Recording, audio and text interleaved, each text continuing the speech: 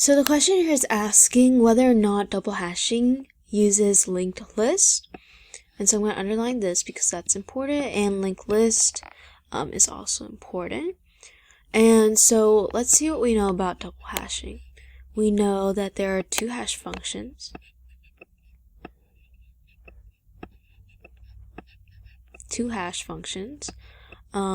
And we know that double hashing is quite fast, faster than linear probing at least, and also leads to less clustering. And so let's think about linked lists and what that might tie to. So right away you should know that linked list should equal separate chaining. And so that is why this question is false, because double hashing does not use linked lists. It is actually separate chaining that does.